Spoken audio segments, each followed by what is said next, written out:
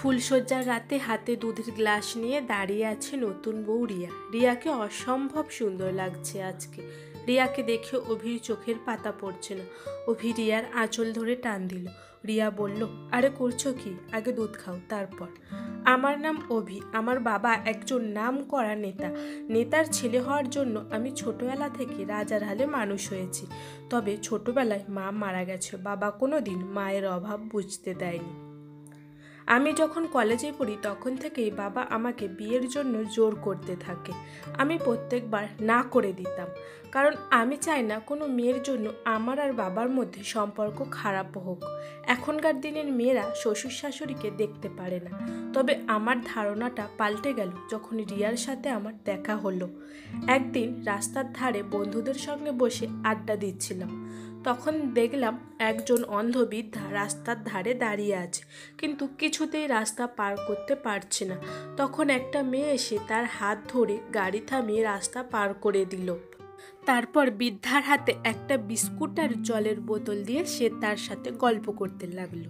দৃশ্যটি একটু অদ্ভুত, কারণ এখনকার দিনে কেউ কাউকে সাহায্য করতে এগিয়ে আসে না। এরপর অনেক দিন কেটে গেছে। রাস্তা দিয়ে হেঁটে যাচ্ছিলাম, দেখলাম যে এক জায়গায় খুব ভিড়। ভাবলাম এটা কি দোকান, এত ভিড় কেন ওখানে? দুজনকে জিজ্ঞাসা করতে সে বলল যে একটা মেয়ে তার 18 বছরের জন্মদিন উপলক্ষে দুস্থ মানুষদের জন্য খাবারের ব্যবস্থা করেছে। আমি অবাক হলাম, এর আগে এমন কথা কখনো শুনিনি। কৌতূহলবশত কাছে গিয়ে দেখলাম একটা হলুদ শাড়ি পরা মেয়ে কিছু বাচ্চাদের হাতে খাবারের থালা তুলে দিচ্ছে। মুখ তুলতে দেখলাম, আরে এটা তো সেই মেয়েটা। অবাক হয়ে দেখতে লাগলাম যে হাসি মুখে মেয়েটা প্রত্যেকটা মানুষের হাতে খাবারের থালা তুলে দিচ্ছে, আর সেই সব অসহায় মানুষদের মুখে হাসি ফুটে উঠছে। আমি দাঁড়িয়ে অপেক্ষা করতে লাগলাম। মানুষ চলে যাওয়ার পরে মেয়েটি আমার দিকে একটি খাবারের থালা বাড়িয়ে দিল। আমি হাত পেতে নিলাম। আমি তাকে বললাম যে আপনার নাম কি? আচ্ছা, আপনি কেন করছেন? মেয়েটি বলল, আমার নাম রিয়া। এটা আমার একটা স্বপ্ন ছিল যে আমি আমার জন্মদিনে কিছু মানুষদের সাহায্য করব। আচ্ছা, আপনার বাড়ি কোথায়? সামনে। আসুন আপনাকে আমি পৌঁছে দিই। না না, ঠিক আছে, ধন্যবাদ। পর বেশ অনেক দিন কেটে গেছে। রিয়া এখন আমার খুব ভালো বন্ধু। তার সাথে প্রতিদিনই ফোনে কথা হয়। একদিন মনের কথা বলেই দিলাম। রিয়া প্রথমে একটু রেগে গেছিল, অবশ্য তারপর অনেক কষ্টে সে রাজি হয়েছে। আমরা প্রায় দুজনে ঘুরতে যাই। তবে অবাক করা বিষয় হলো, সে কোনো দিন তার বাবা মায়ের পরিচয় ও বাড়ি কোথায় জানায়নি। রিয়া, অনেক দিন তো হলো, আর কতদিন লুকিয়ে প্রেম করব?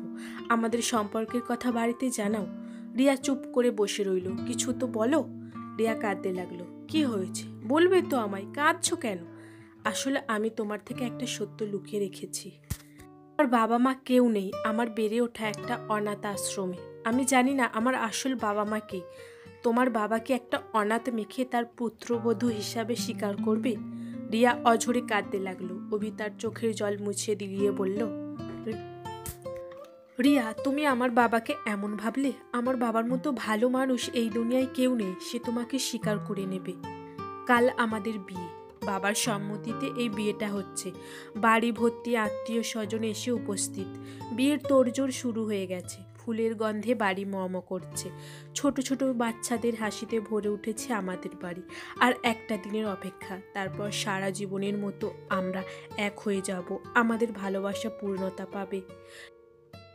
বেনারসি আর গা ভর্তি গয়নায় রিয়াকে অসম্ভব সুন্দর লাগছে। বাবা আমার মায়ের যাবতীয় স্বর্ণ দিয়ে রিয়াকে সাজিয়েছে। এখন রাত 12টা। আমাদের বিবাহ সম্পন্ন হয়েছে। লজ্জায় রাঙা হয়ে উঠেছে নববধূ। আমি তাকে আগলে রেখেছি।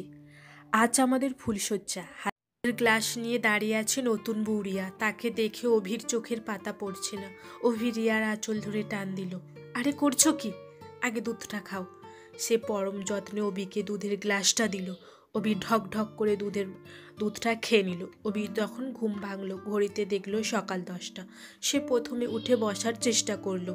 তার মাথাটা খুব ঘুরছে, চিনচিন করছে। উঠে দেখলো সারা ঘর তছনছ করা, সব জামাকাপড় জিনিসপত্র এলোমেলো। ফোনটাই বা কোথায়? রিয়া কোথায় গেল? আমার আগে উঠে পড়েছে, আমাকে ডাকলো না। অভি আর অভির বাবা পুলিশ স্টেশনের বড়বাবুর সামনে বসে আছে। প্রায় 20 লক্ষ টাকার গয়না ও 5 লক্ষ টাকার নগদ নিয়ে পালিয়েছে নববধূ। গল্পের পরবর্তী অংশ পেতে প্লিজ চ্যানেলটিকে সাবস্ক্রাইব করুন।